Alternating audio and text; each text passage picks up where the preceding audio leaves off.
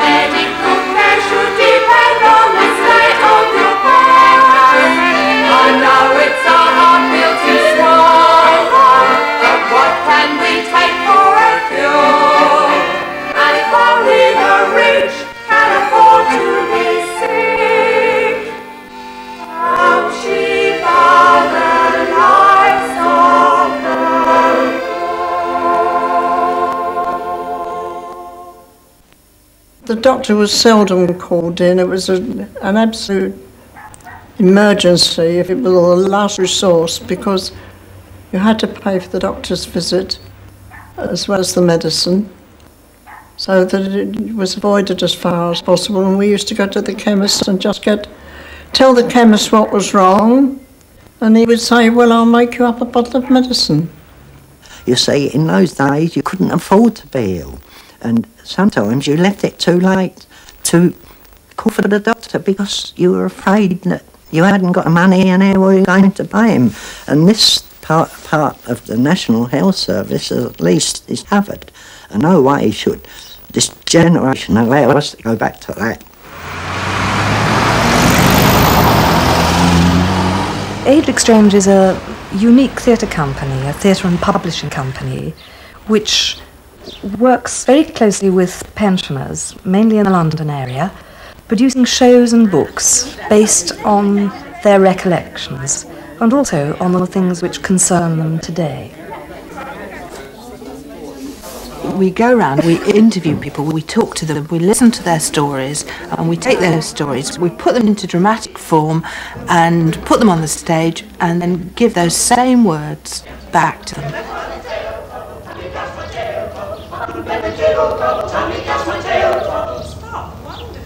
Once more with a really, really dubbing effort. Really dubbing. Light. 2, 3, off we go! Tail toggle, Tommy does my tail toggle. Rotten then we diggle double, Tommy does my tail toggle. Tail toggle, Tommy does my tail toggle. Rotten then we diggle double, Tommy does my tail toggle. Lovely. God, that was really good. Okay, I think the voices are beginning to go now, don't you? Yes. Would you like to have a rest? Let's all pull up a chair and we'll have a chat. What I ought to tell you is a little bit about the company, what it is you're joining, because none of you have worked with us before. The company was set up a couple of years ago, 2 or 3 years ago now, to work with pensioners, to work with older people, looking for ways of dramatising their life stories. I think for you as performers, it's totally unlike, and should be, unlike any other performing experience you might have had. I think, you know, there is no curtain, there's nowhere you can disappear to. The best you're going to get by way of a changing room is a loo. Sometimes it's a bit better than that, but mostly it's very, very intimate. And that's, if you see that as a plus rather than a negative thing, I think it'll all be very manageable. I find them a very exciting audience to write for, because since a lot of them are not used to going to theatre, perhaps haven't been to theatre for ages, they may have been to the music halls, which is where the songs come in, and they're used to music halls and, you know, songs and sketches, Or maybe they're used to pantomimes, which is very similar. So they haven't got expectations, and that so you can do anything. The bits of transcript are taken direct from interviews with the people we've talked to. Most of those voices that you've got bits of will appear in the play in some shape or form.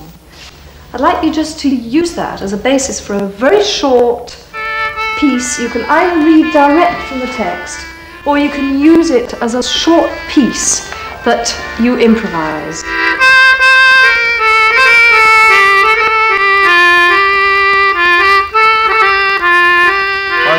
Quite a name for having a dirty neck. Occasionally we were sent down to the bars. Oh, I hated that. Oh, they had really hard towels, you know, like lumps of wood they was. Anyway, they shut us all in this bathroom, and you'd have a number, like, you know what I mean? And each bathroom was numbered, and when you get in there, you shout out your number. More hot or cold in number so-and-so. And they'd come in, sometimes nearly scalded you. The old bloke in there, he was a right old misery. He didn't like any of us. He used to turn the water on really hot. Oh, yeah, I hated that.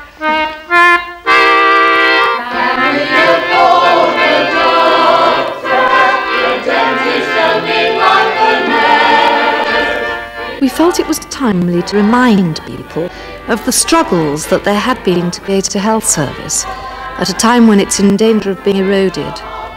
And we wanted to talk to people extensively about what it was like before there was a health service.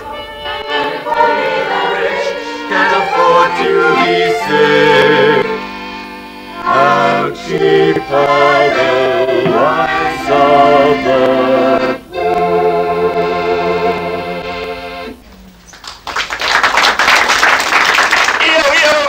Milk, refreshment, the cow, bring out your basins, get it while it's warm. When I was a child, people used to go around the street selling things.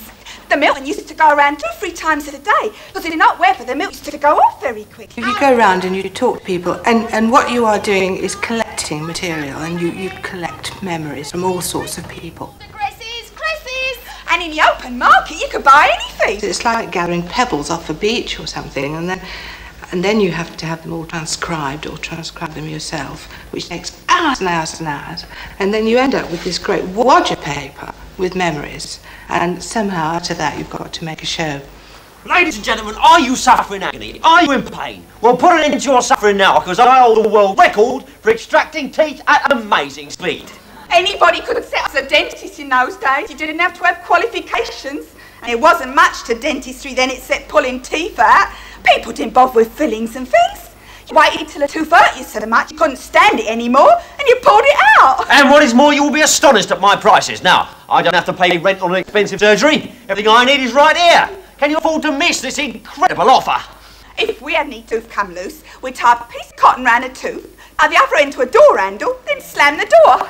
Now, I guarantee you won't know that tooth has gone. You will not feel a thing. So, who's going to be first? You, sir. Step this way. Bless this day. I think there are an awful lot of people in this country who have no voice, who are never heard at all. They have very, very valid reactions and thoughts as to their lives and what happens to them. And nobody listens, not even their own families often. You get Gran in the corner and everybody's saying, "Oh, shut up, Gran, we've heard all that, we don't want to hear it anymore." And the amazing thing when you go around and interview people is that they suddenly say, "But you don't want to hear this, you don't want to hear that," because they've been told that all their lives. Nobody wants to hear. And what more can I add, except this is an incredible bargain at just £1 a bottle. Now get your supplies while stocks last. I am a learned surgeon and my name is Dr. Quack. Music plays such an important part in people's lives that if you're dealing with reminiscent theatre, it seems daft to ignore music as another reminiscence, another aspect of people's lives. But also, especially when you're dealing with this period and this kind of material, everybody's memories centre on songs. I'm Dr. Quack, quack, quack, quack, quack, can't cure you of any attack. I've syrup of squills and chamomile pills, and my name is Dr. Quack. And I think the thing is that not only, if you're talking about theatrical presentation, do songs change the focus of attention, they break tension, they change the mood and things like that. But if they're good songs, and they're songs that are directly related both to the subject matter and to the style of delivery, because what we're talking about with oral history is working class speech. And if they're good songs, they will also kind of enlighten us about the particular condition of the person is singing, or the scene we've just seen, or whatever. Groups of leeches and I put them on your back. You won't then even go elsewhere to trade, must Dr. Quack. They all my, anybody ill, anybody ill, anybody ill, all my. I'm Dr. Quack, quack, quack, quack, quack, I'll cure you of any attack. I've syrup of squills and chamomile pills, and my name is Dr. Quack. His name is Dr. Quack. His name is Dr. Quack. His name is Dr. Quack. Hey, Archer, shut the bottle. Get rid of that temperature. It's supposed to be changed. This one. Oh, the one right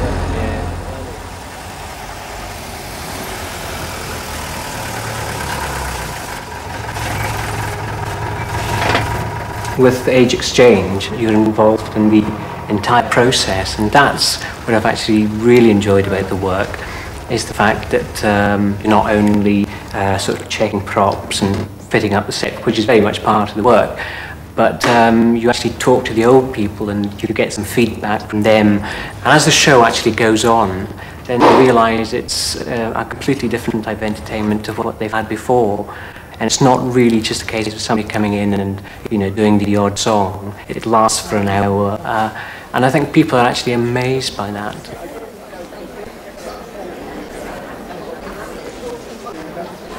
When Pam suggested this topic to me, that we should do something about health, it seemed a very wide subject, just healthcare over 20, 30 years leading up to the National Health Service. But when I actually started talking to people, it became even wider, because it became apparent, I think, from the first interview that it wasn't just healthcare, it was environment, and that most of the advances, I mean, there have been advances, things like the antibiotics and penicillin, but the huge advances in healthcare have come through improvements in the environment, and that what was making people ill was insufficient food, was overcrowding, was bad sanitation, all that kind of thing. And those are where the improvements have been.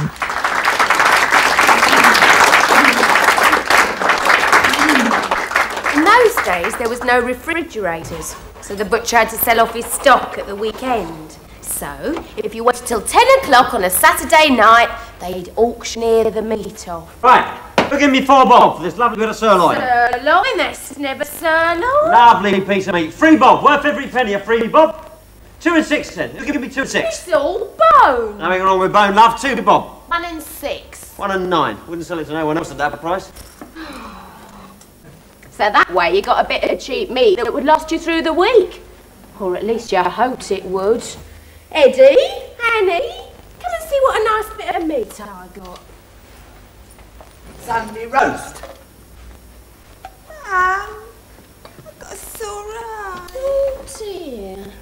So you have. Now don't rub it, you'll make it worse. Monday, bubble and squeak.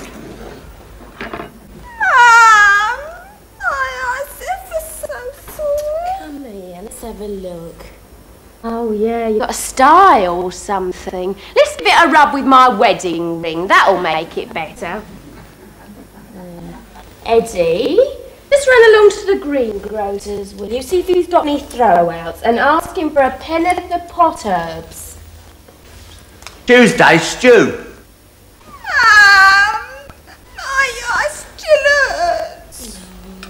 No better, is it? Let's give it another rub with my wedding ring.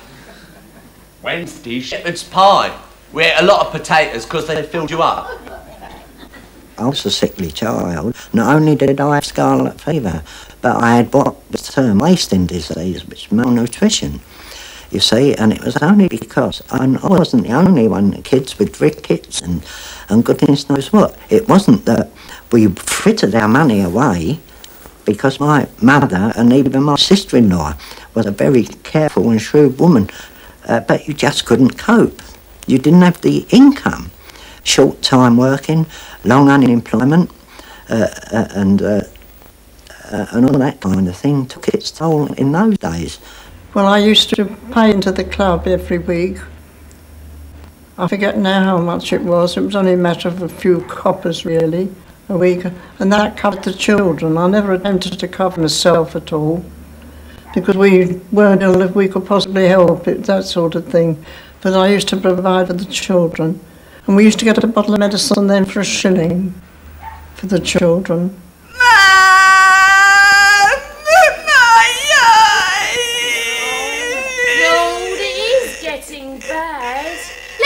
Some tea leaves on it. They're good for sore eyes. Now here, hold that against it. Thursday she'd get a pot of bones going. Put some pearl barley in it. Called it a white stew. Didn't like that much. Mostly we ate bread and dripping. Just run along to the shop with this cup and ask him to put an apple to the jam in it, will you? Sometimes we had bread and jam. But then you didn't have no fat on the bread. No butter or anything.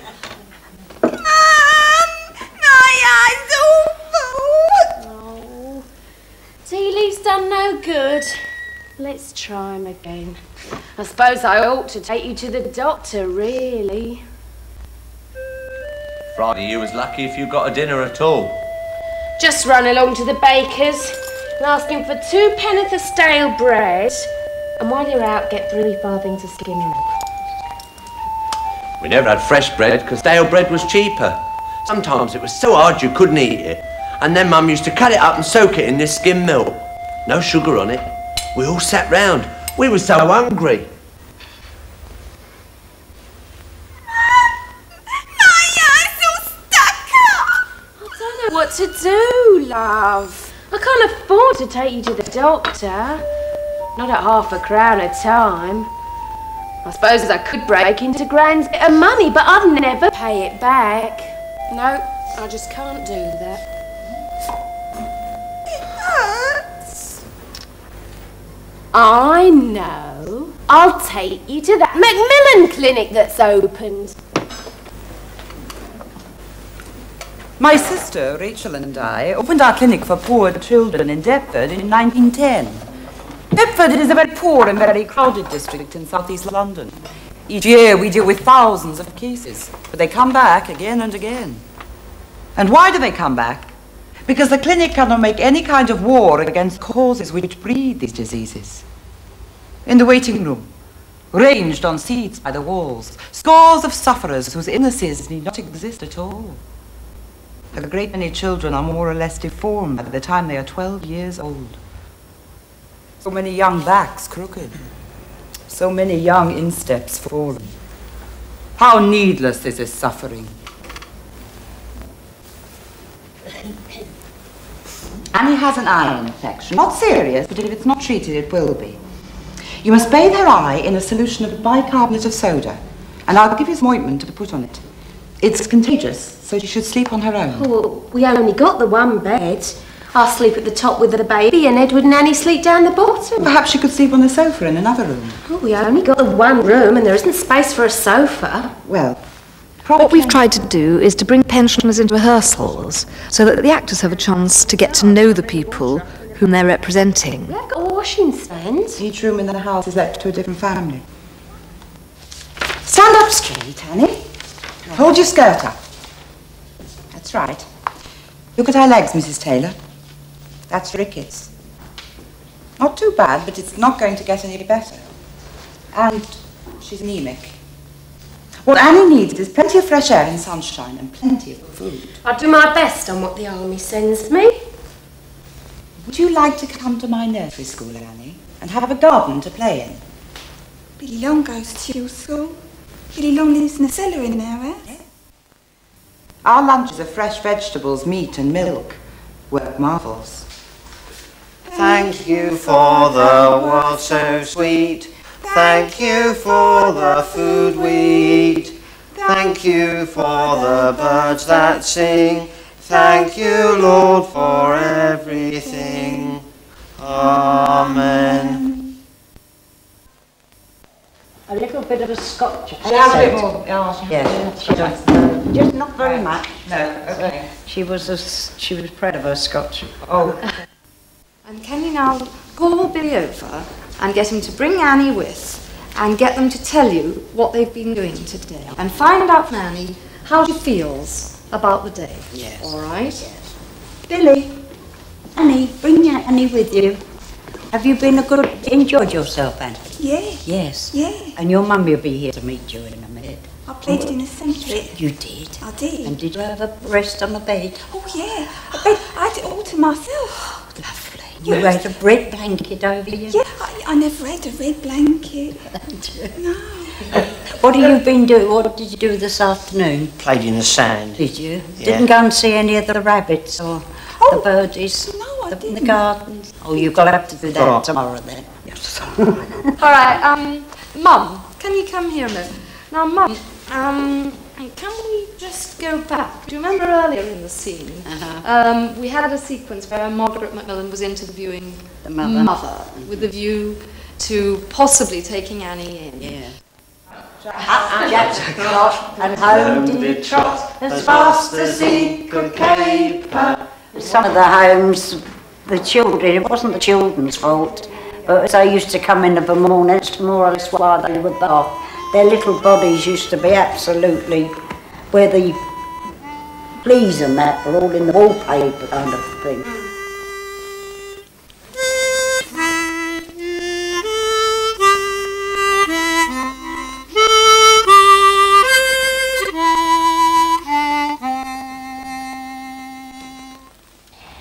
What used to happen even before Christmas, one of the mothers, and they used to come about, start coming at 7 o'clock in the morning, and the most any of them paid in my days was 2 shillings. Mary Warner was very informative, and quite a lot of her stuff has gone in.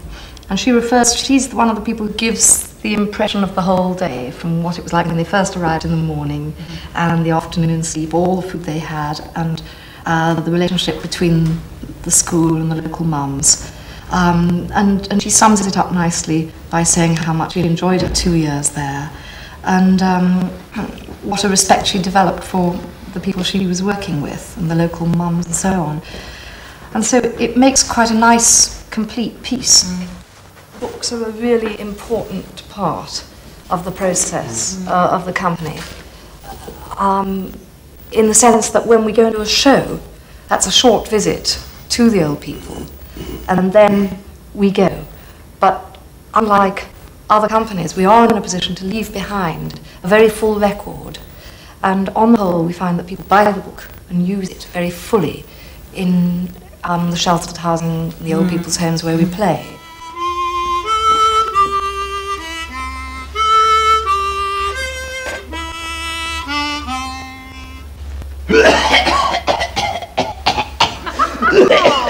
Oh, Eddie, you're not coughing again. Every winter I used to start coughing in about October and go on all through the winter. I'd better make you something for it. She used to get an onion and slice it, hollow it out and put brown sugar in it, demerara sugar. Then she'd cover it with a basin and leave it overnight. You had to drink the syrup that seeped out. Come on, let's give your chest a rub. Eddie, we don't want it getting on your chest. She used to rub goose grease on my chest, and then she'd cover it with a brown paper jacket. You had to leave it on for about a week. Then you could tear off a little bit every day till it was all off. Yeah, you couldn't tear it all off at once. If you didn't get better with goose grease, they'd rub you with camphorated oil, which really stank. Nobody would sit next to you at school. Or if it was really bad, they'd rub you with turpentine. Or you could be poulticed, a linseed poultice, or a mustard plaster, or a kaolin poultice, as hot as you could stand, so hot it would make you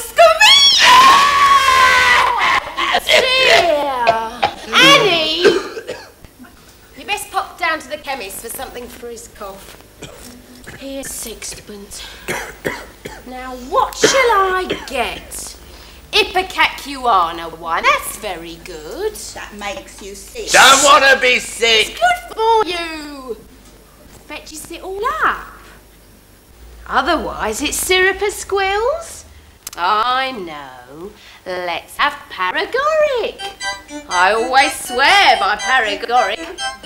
Onions and brown sugar, that really was the best. Mustard, linseed, kaolin and goose grease for your chest. Paregoric, Confidel, always on the shelf. But as for curing chilblains, you did that by yourself.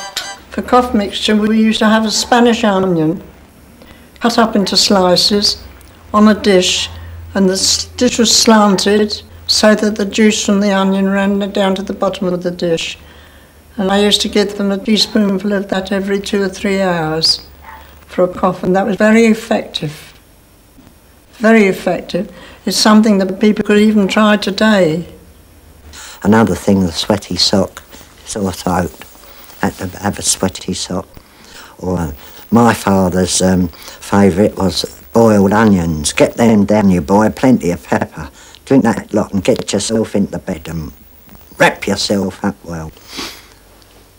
Because in those days, a man couldn't afford to have time off at work. You never got paid for it. No sickness benefit. And you went to work until you finally had to go to bed. Now, what you really need is a good clearing out. Every spring you had to have your blood purified. Sulphur was what you had. You could either have flowers of sulphur mixed in black treacle or sulphur tablets. And then every Friday night, whether you needed it or not, you'd be lined up. Cenopods and licorice powder was what my mum believed in most. Licorice powder was horrible. Sometimes for a change she'd go on to castor oil or syrup of figs. But she always came back to the licorice powder. Figs and prunes and cenopods would help to clear you out. Castor oil and licorice would make you run about. To either Paregoric, Confidel, always on the shelf. But as for curing chilblains, you did that by yourself. Aye, tilly, aye, tie. Piddle in the cat's eye. How'd your chilblains? All right.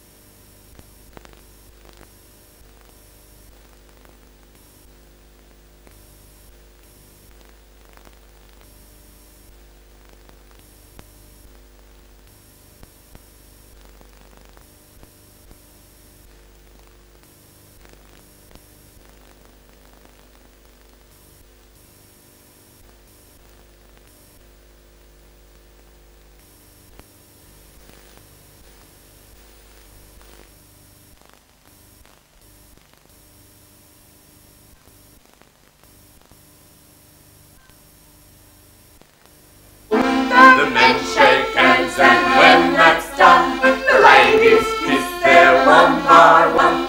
The only time we ever been a fun is at a wedding or a christening or a funeral. Oh dear. Oh dear. If we just had the words right, the music right, and the choreography, it'd be wonderful. Okay, let's go from the top then. We'll talk it through first, shall we? Yeah. First of all, here we are again, all the family.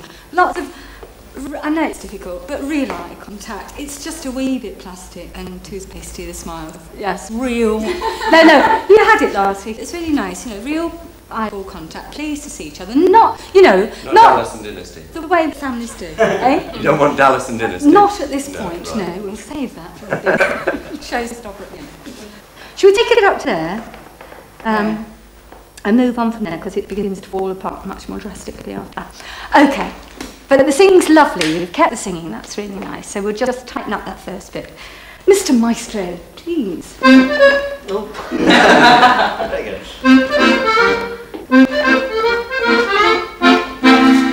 Here we are again.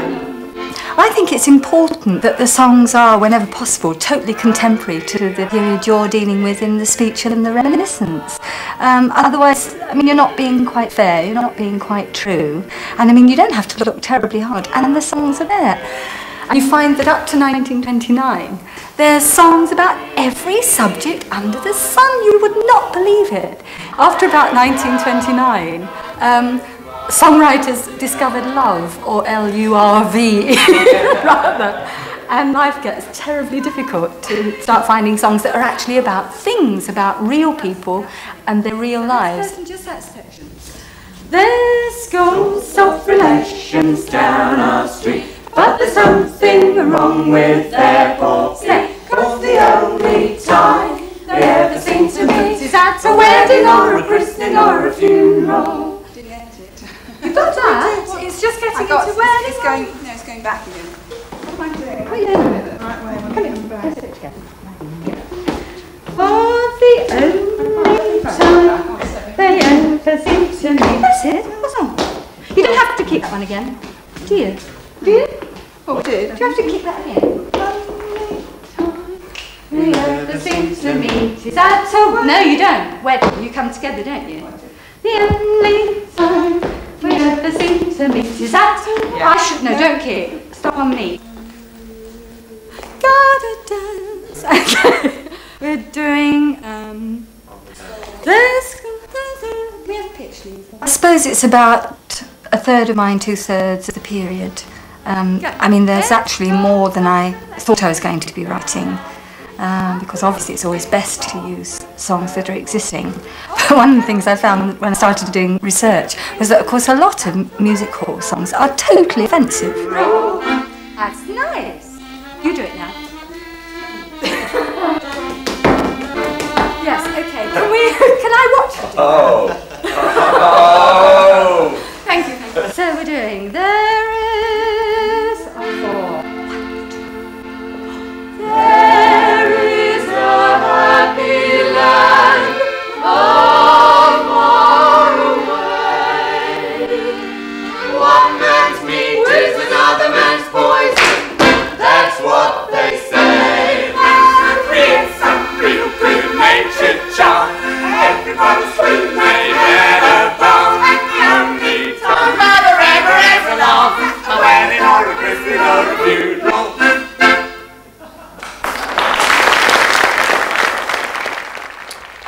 It's a shame we haven't got any more polytechnics in this tour. Yeah, the problem with that, of course, is that they were all on holiday when we were booking the tour, because they start on holiday sort of beginning of July, and then they're off, and you can't get hold of any of their staff, and they're just about coming back now, and the tour is just about booked up. So. It's a shame because, I mean, it's always made a really good balance. And there's lots and lots of things to be thought of, quite apart from the script and the rehearsals, because we're at that sort of stage at the moment when all the publicity material is being screamed for. The other thing is just things which are cropping up at the moment, which are really incredibly important for the company, like the future funding is really made worry at the moment. I mean, with the GLC going, it's meant we've had to have meetings in the evenings at an administrative level to sort out how and if we're going to try and survive, and how we're going to try and find fundraising support to ensure that we actually exist at all next year. And I think they should have the full-length show. Where does the table go? Have we got it close with that? Well, as you no doubt know, we've changed from the more complex design that we started with. Gosh, we start in a marketplace, we go to a butcher's stall, we go to somebody's home, we go to a clinic, we go to a nursery, we go to a street, and it just goes on and on and on. That's in the first 5 minutes. This isn't how it's actually going to look in the end. What we're going to do is... And then, having designed this set that takes in these 50 or so locations, you've then got to fit it into how many venues? You know, and every venue is different. How many of the spaces that we actually visit are only 15 feet wide? Quite a few. Some of the venues, because we play in a lot of sheltered houses, then, I mean, basically you're playing in people's living rooms. Something else, or should I go on to drawings? Drawings. Most of them, apart from a few that I'll make, will be just stuff that I can beg, borrow and scrounge. from wherever. So don't take that much notice of colour, because it's just going to be whatever I can get hold of. What about the beginning of the play? What's that? For the beginning of the play, you're in this one. Even when I'm narrating? Yes. Oh. The convention of the play is that you're both recalling and reenacting at the same time, so that you're slipping in and out of narration throughout, and it doesn't require you, every time you're remembering something, to slip into the costume of an 80-year-old, because that if we were to adopt that convention, would make it completely impossible. And things like when I was a child doesn't seem to fit in with that, you know. I mean, if she's going to say things like when I was a child, I mean, she's all automatically sort of setting up the fact that I am thinking back to when she was a child, and if she looks like a 70-year-old, then the audience are going to know that her childhood must have been sort of 60, 70 years ago. Well, my feeling at the moment is that you'll be quite surprised that it's actually very easy to play with time verbally and still to create the set, to create the feeling of the period, without getting into conventions which might be very difficult to maintain. It's always the same problem.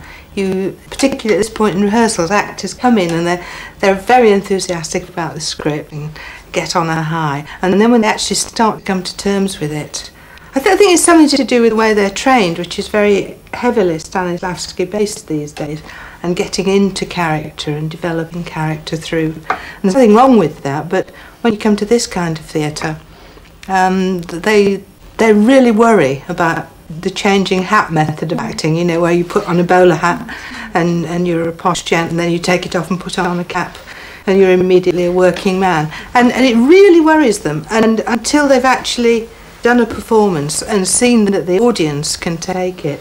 When they're performing very much in the words of the pensioners we spoke to, and that they will actually tune in very rapidly to language which is retrospective in a way, which is full of phrases like we used to do this, and when I was little we such and such, and then snapping into the reenactment and the reality will feel very natural to their audience, because it is in their own idiom. The fact that it is verbatim, it is in their own words, will actually help as a device for the audience to tune into what's being said. Right. This is the new version, new bits. Page 1, 2, 3, as they are.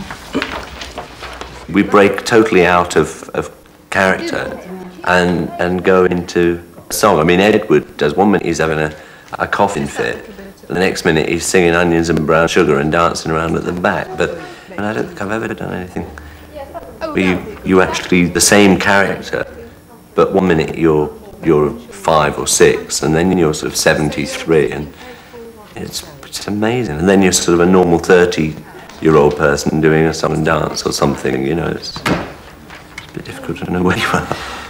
Yeah. So we keep 1, 2, 3. That's right, and you have a new 4 and a new 5. Quite a possible. I think one does learn a lot from actually talking to the contributors themselves. Equally, we've been borrowing the tapes and listening to those, and you know, that clears up a lot of the grey areas. Leave it on. Leave it on there. So slow. They feel like they, you know, it could have been almost just 5 years ago, just the way they think and everything, which is quite a strange feeling, really, when you're used to thinking of the First World War as being years and years ago. And yet there's also the sort of horrific aspect of the fact that the way they lived then was really terrible. You're going to renumber it in a minute. All right. So do you want the 32 kept in? The old 32? The old 32 and everything after it. Does the new 33 go in front of the old 33 or behind it? No. Now put your new 32, 33, 34, 35 on top of that. Lots of script changes. In fact, I mean, that is a difficulty that we're experiencing at the moment, because we're not quite sure where we are. I mean, you can't really build a character up if you don't know where you're going to end up, or what's going to happen to you at the end, or which bit of the play, you know, is coming when, because you have to structure yourself a little bit, and so when suddenly a bit that was at the end appears in the middle, then it throws you. But hopefully we'll get that sorted out quite soon. If we start in the back. Yeah. Well, yes, we could put them on, but we can't. Until Until you get all the little bits there, there's no way you can get a final running order. When I first wrote the play, wrote the first draft, we didn't know that we were going to get an actor, Howard, who could play the accordion. Now, it takes him a little while to actually put the accordion on and to take it off again. So if he's got a scene that he's actually in and has the last speech in that scene before the song, it can't work. It's covered with stage directions. Is it? Where are we at? I personally feel I'd like to look at a lot more photographs. I found the photographs that I've seen today very helpful. I mean, the difficulty about, again, having pensioners in remembering and improvising even, is that they are now old people. I mean, they're not young children and they're not 16-year-old probationers. So the physicality and that sort of thing will not be authentic. I was very young, I can remember. Touch your collar, never swallow, never catch the fever. Touch your nose, touch your toes, never go in one of those. Don't you dare go running up the street after ambulances, you'll catch it! Of course, kids don't listen to grown-ups. Mother, mother, I feel sick. Send for the doctor, quick, quick, quick. Doctor, doctor, shall I die? Yes, my dear, and so shall I. How many carriages shall I have? 1, 2, 3. Dennis Bannister's just been booked. Diphtheria, they say, very bad. Not expected to live. Doctor says he should have been called in sooner. Well, which one's Dennis Bannister? Dennis Bannister's in my class at school. You haven't been talking to him, have you? Sits next to me. And you didn't finish your dinner tonight. All being off their food's a very bad sign. And you said you had a sore throat. Always starts with a sore throat. Have you still got it? It's worse. Oh, it develops very fast. Well, how do you feel in yourself? Not very well. Oh, I should call the doctor. Well, then he's always got a sore throat, ain't you? Always got a cough and a sore throat. It's worse if you leave it. Well, if he's all right. It's money down the drain. None of my business, but I know what I'd do. Well, I can't afford a doctor. That's what Mrs. Bannister said. She had to afford him in the end. Then it was too late.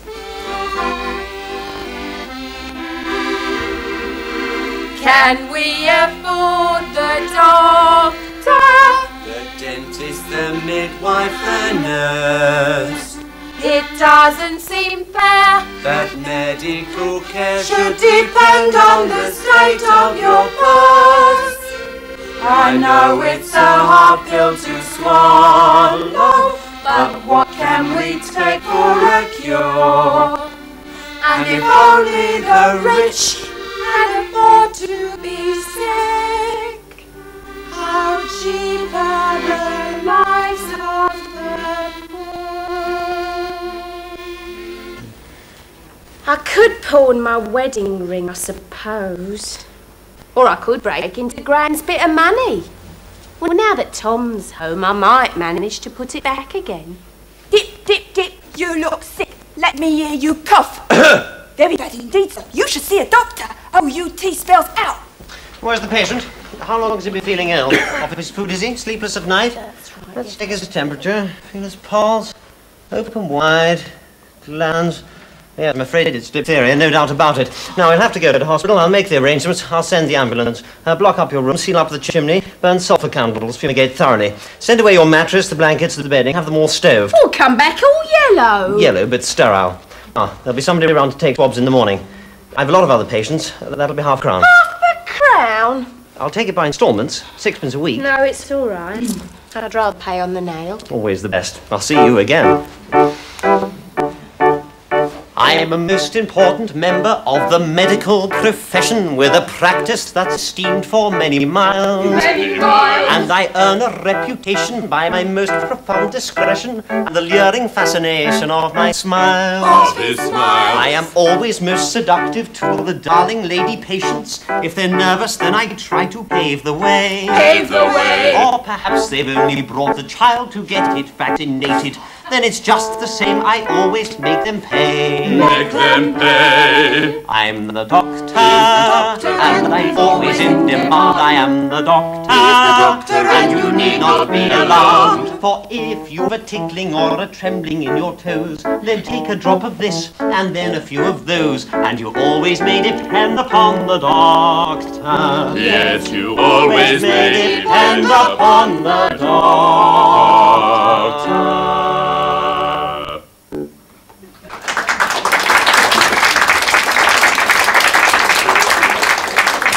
I was taken to the Brook Hospital. That was the isolation hospital in those days. 12 wards for scarlet fever, 10 wards for diphtheria. And then I remember being put in an isolation ward, a small ward, all on my own, and crying mainly because I was taken out of my environment and I wanted to go home. And apart from that, I wanted to go to the toilet. And after that, I remember being put in the big ward, and it seemed huge to me. High ceilings, lying in bed, still crying. I was frightened to wet in the bed. Part of our work as a nurse in those days was to talk to the patient, make them feel at home. Well, you had to care for the patient. There were no antibiotics, no miracle cures. Your only hope was to nurse them through. You see, it was real fevers in those days. It was very, very hard indeed. But I suppose we worked 10 hours a day, and we got the large sum, £40 in the first year, 45 in the next. Did you say you got paid extra for nursing fevers? Yes. Was that because you were likely to catch yes, them? that's right, on account of the infection. Did a lot of nurses catch them? Not often. I did get scarlet fever, which I'll never forget. I was very ill with it. You'd be in your element if you'd got a really ill patient, say with pneumonia. There you were stayed. And to get that patient better was the biggest thrill. What was the No treatment? antibiotics, nothing. What did you do with a pneumonia case then? Well, you gave them drinks often and sponged them down and see that they were turned regularly and all that sort of thing. Time to go to sleep now. You see that light over there? I'll be sitting there, and if there's anything you need, I'll come. A Nightingale ward was a long, narrow ward with beds either side, and a desk at one end where the night nurse sat. The nurse could see every patient, and every patient could look to that light. Time I started, you really had to want to be a nurse. You had to choose it as a vocation because the pay was so low. We did a 12-hour day, all night, and we did our studying when we came off duty. We had one day off a month. You had to be dedicated.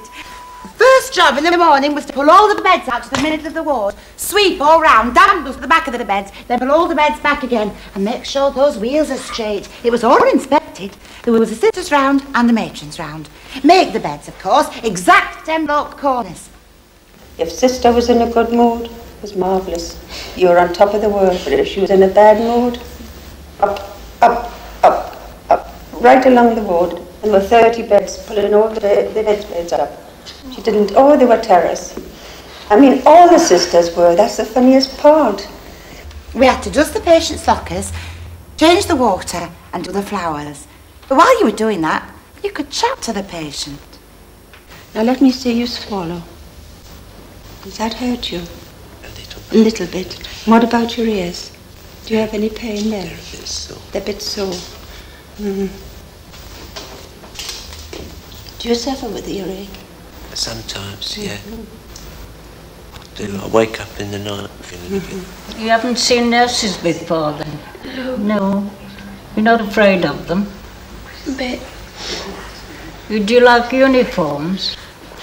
You'll see I'll be wearing a blue frock and a white apron, black shoes and stockings, and a little cap on my head. And then you'll recognise me every time, won't you? You're here all the time? Yes, yes. Miss Barrett. So that would... May I call you aside, please? I don't like the way you've come to this bedside, because you've rushed on duty this morning. Your cap is not correct, and your apron, the crosses, as you were standing, the crosses aren't correct. The navy is showing below your white apron, and you've got something in your pocket you know you ought not to have. That I'd like you to go and see matron in the morning, because if I can't instill in your brain, after 18 months of training, just how you should wear your uniform, then I think the matron is the right one. You want me to go to matron, do you? I do, yes.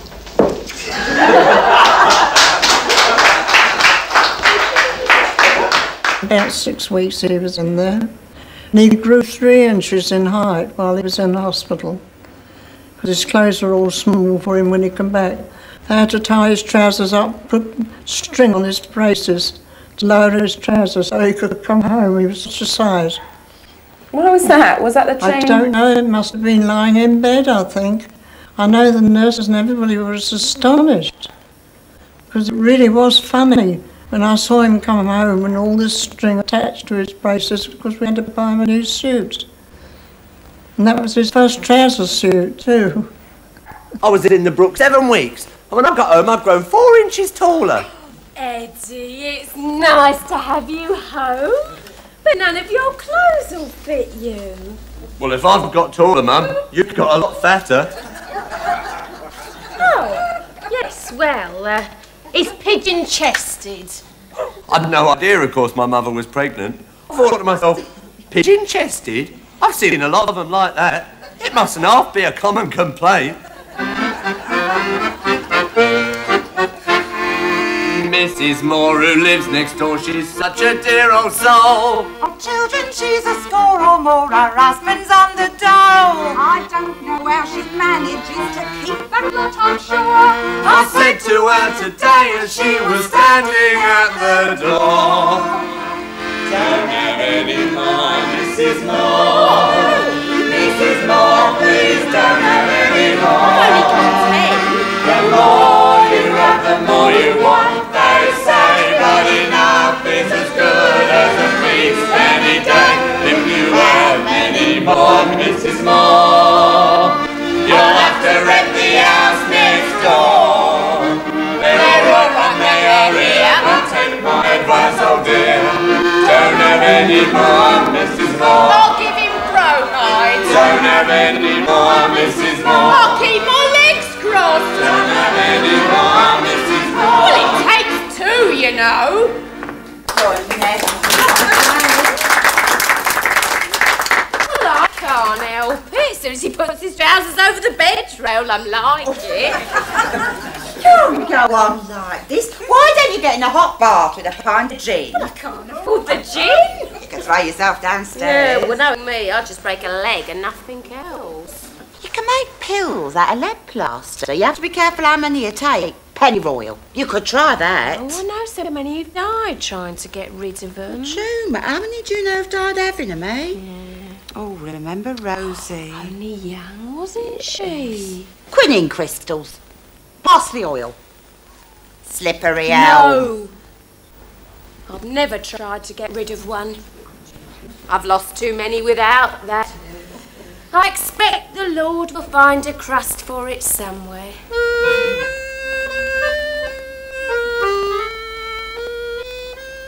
If you have any more, Mrs. Moore, you'll have to rent the house next door.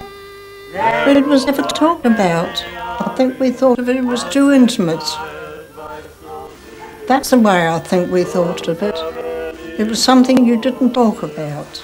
Because I realise now how stupid all these things were in those days. But that was the way that we lived. We just didn't talk about these things. And my husband was worse than I was. He never wanted anybody to know when I was pregnant. He never wanted me to go out and meet people or anything like that. He was very Victorian, so I had all that to cope with as well. Annie! ran out to that doctor once, said, can he come immediately? It's urgent. What did he say? Surgeon, all the way! In those days, if you sent for a doctor in an emergency, he'd come straight away. Wouldn't mind how many patients were sitting in his surgery. He'd just stop everything, won't be long, leave all the patients sitting there. Where's the patient? Better be urgent, sent for like this at the drop of a hat. Never called out for advice or checkups. Emergencies only, and then usually too late. She could have never afford a proper midwife, and usually she couldn't afford a doctor. In those days, she just more or less had it at home. There was a woman down the street who'd help with the laying out and deliveries and things. Boil up a kettle, or pour castor oil down there. Give her chloroform, knock her right out. Where's the baby come from, then? Shan't tell. You don't know. Yes, I do. Dorothy Cratch told me everything. Doctor brings it in his bag. We really believed that the baby came in this big black bag. We were told they came like that. I never knew any different till I was 14. Yet we never went anywhere else. We just sat in the next room, quiet, never moved till we heard the baby cry. It's here, we got a baby! What have I got? Little boy.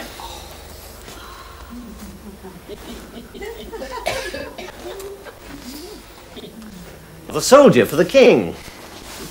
Never if I can help it. I was in labour in 24 hours. Because the First World War was on. He was born during the First World War. When Doctor had produced the baby, I asked the doctor what I'd got. And he said, well, you've got a son, another soldier for the king.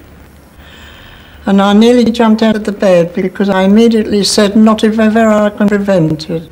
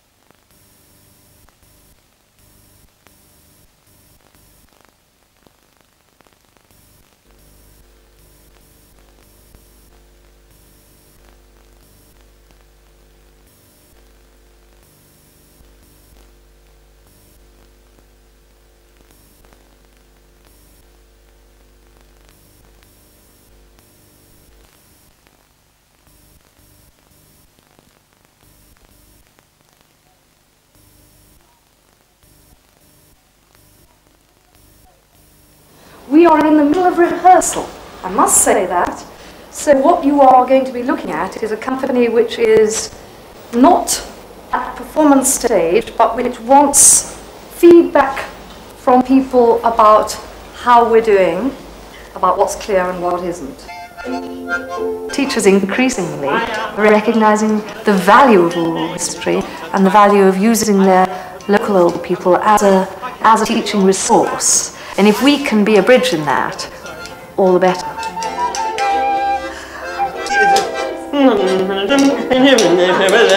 Yes. Then oh my, anybody ill, anybody ill, anybody ill, oh my. In the case of schools audiences, the best shows we've done have been where we've actually managed to get the old people in to watch with the kids. Because the ideal follow-up is, after a school's performance, to get them in small groups with an old person or a couple of pensioners and say, OK, you can talk together about what you've seen. That will do the trick. Yes.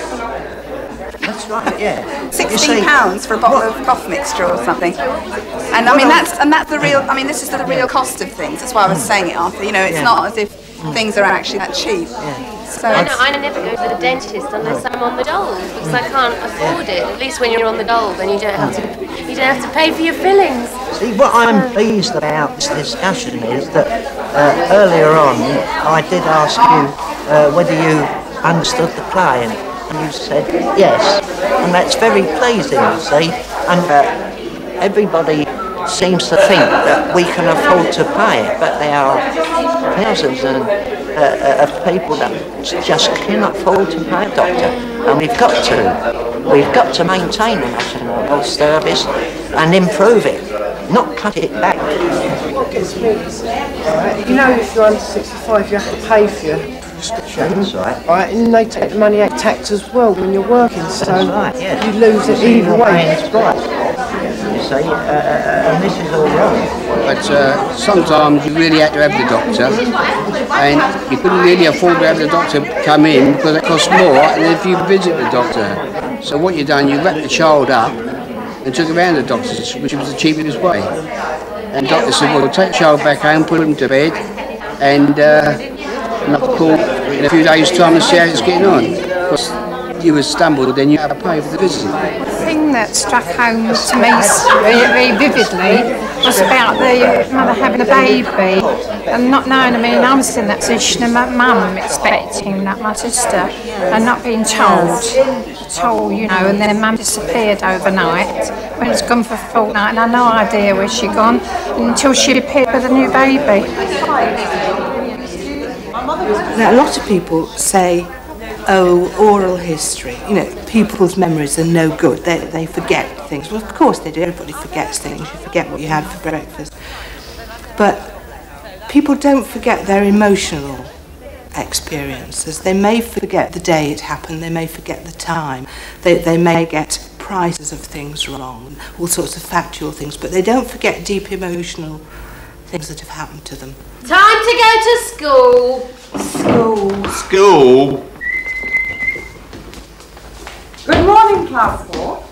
Good morning, Miss Sharp. Times table. 2 times 2 is 2. 2 times table. 1 times 2 is 2. 2 times 2 is 4. 3 times 2 is 6. 4 times 2 is 8.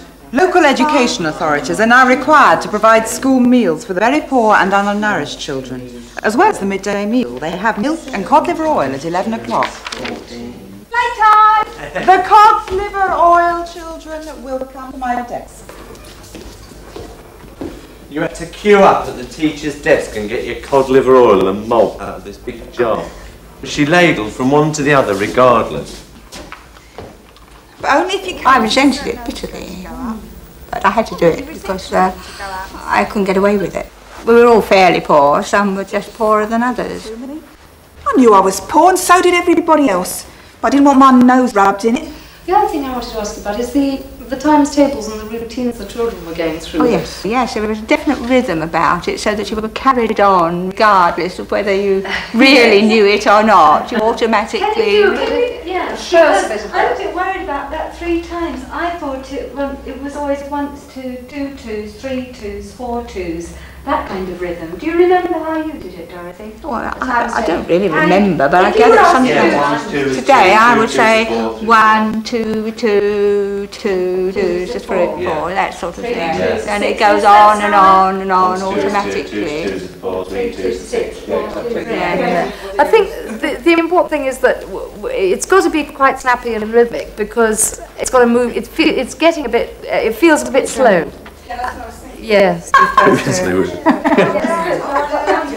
been put down a year. The character of Edward is based very much from the stories about what it was like to be a child who suffered through the winter with bad chest. I mean, what was a winter like for you? They were very bad indeed. We used to get heavy fogs early in November, real thick pea soup fogs, and they did look just like pea soup. You literally couldn't see a hand in front of you. And if you put a scarf or cloth over your face while you went out, when you took it off when you get home, it would be covered with soot and smog and kind of things like that. And that affected my chest. I started coughing late October and early November and went on all through the winter. There's a reference later on to somebody going away. Did you ever I went away. I went away for 6 months when I was 8. Did you find that a great help? Oh, very much, yes. Was it something completely different? I mean, was it sort of quite an adventure, really? Oh, it was. Well, it was frightening at first, because I was about 8 and a half, I suppose. And sent away on a train with a lot of other children without our parents, and we were met by nurses at the other end. Oh, come along. They were firm, but they were kind. None of their parents were allowed to visit. They probably couldn't afford to anyway. They put on a lovely fireworks display. You must write home every week.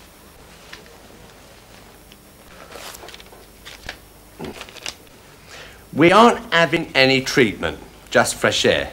We have a lot of fresh air. And milk. We have a lot of milk. Hot milk and cocoa. And we have a lot of hot dinners. When we came back, my parents had got a flat at Charlton, the top half of a house. And I think that helped too, not having to live in 2 rooms in Deptford like we had been doing.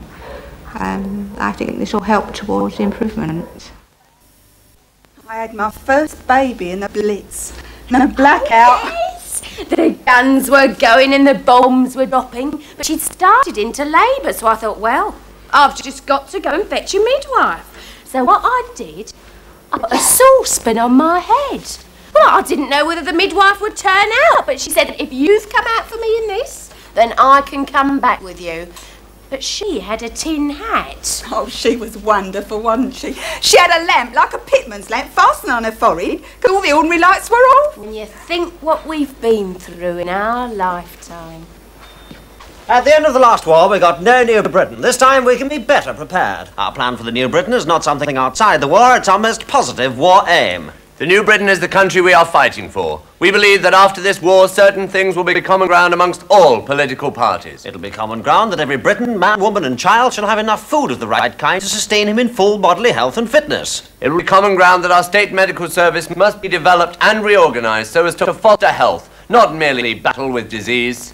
When I look back, the formation of the National Health and Health Police, we came into existence. You see, we're going backwards because what were we promised at the end of the First World War? Land fit for heroes, acre and a cow. And nothing ever like that transpired. And we were going to have a brave new world at the end of the Second World War, and part of it was the NHS. And where is it today? We thought that was marvellous because I'd been working with the Labour Party since I was 30 years old. And Woolwich was the first borough ever to have child's welfare. They started it for the whole country.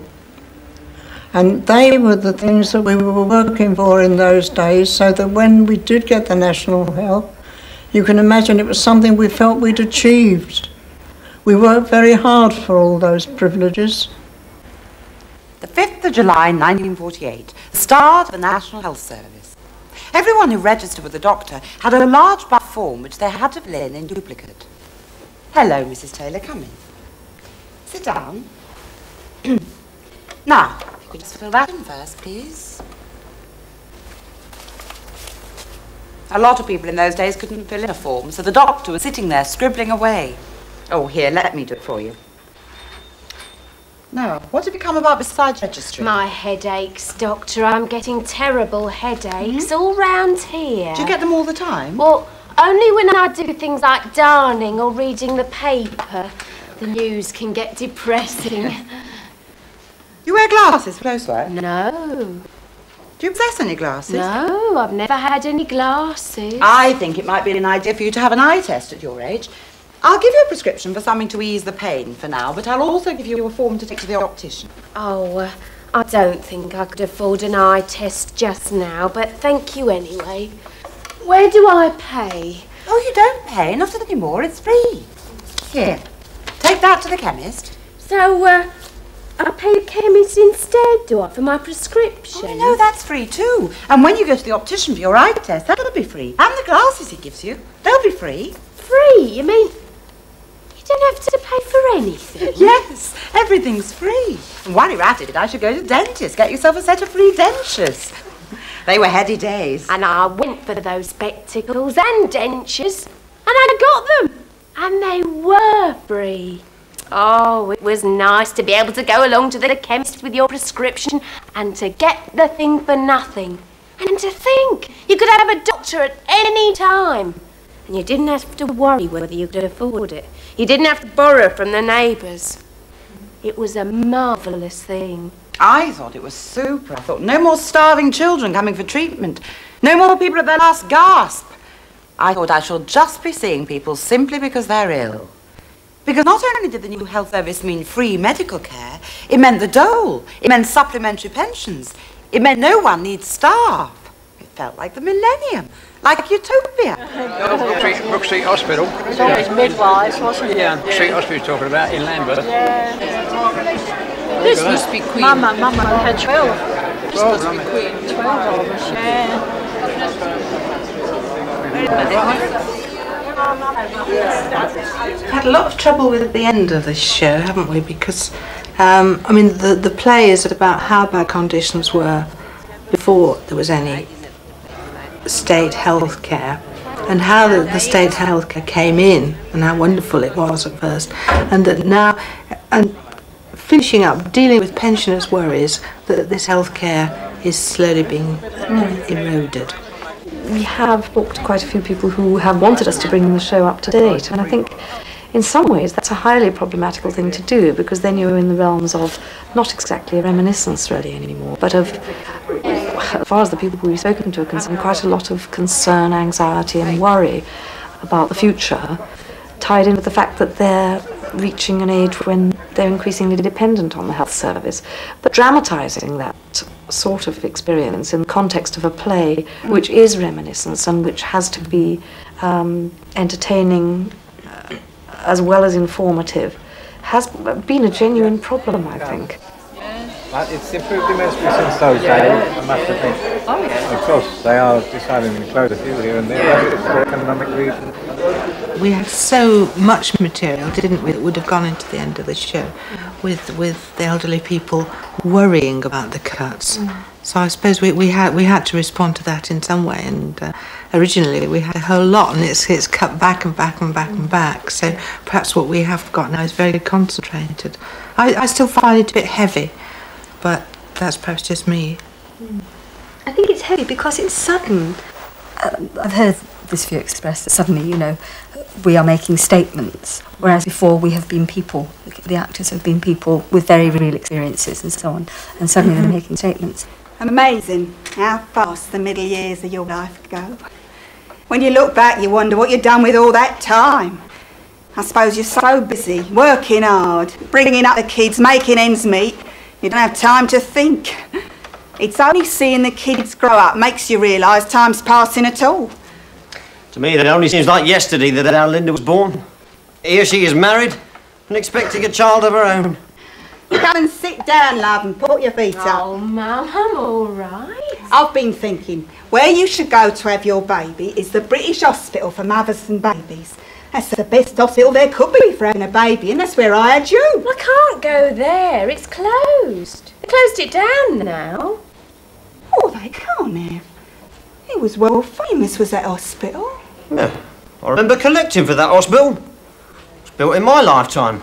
I wasn't old. Well, anyway, they've closed it. That's a disgrace. Why, it was a lovely hospital. I wouldn't want to go anywhere else if I had to choose. Well, you have to go somewhere else now. Went for a check-up today, Mum, in Greenwich. It was that crowd. It was like a cattle market. I mean, they're doing their best. They're doing everything they can, but they just can't cope. They're that crowded. You're just a number. I mean, they said there that the British Hospital should never have been shut. Who makes these decisions? Well, one thing's for sure, they never ask us. Glad enough to take your money when they was collecting, but I don't see them giving it back to us now. I can't get over with the Mothers and Babies. I mean, it was so special having a place just for women. A place that understood women.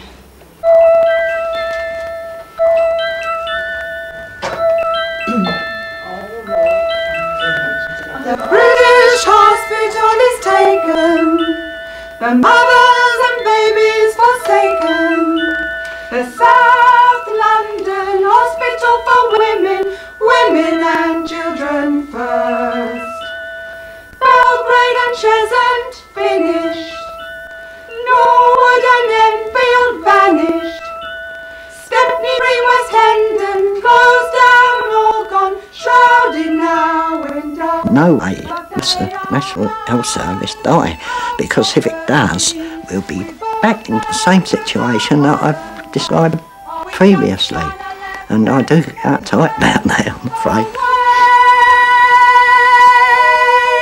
Where's the Teddington Mum? Where's the Teddington Mum? The wood green and Southgate Hospital. Empty and rotting is the Eltham and Rottingham. They've thrown away the key. The Prince of Wales, Queen Victoria and the Jubilee. The Richmond Royal is one of their spoils. A health to their majesties. Anyone in their 70s and 75s, we're the age group now that is beginning to need a good health service, and it's just not there for us. You wait longer for appointments, you wait longer for your treatment. No casualty at Royal, no casualty at Royal, no casualty.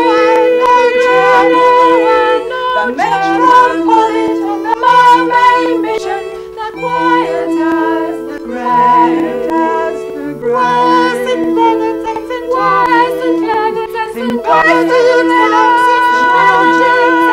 St. George's. What have they done with St. Giles and St. John?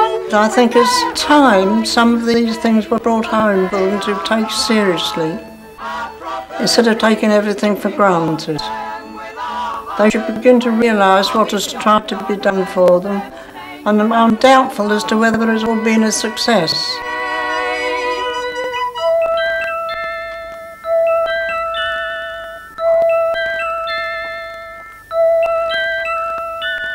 You see, they're closing down our local hospitals and building these big new ones, which are wonderful, but hard to get to.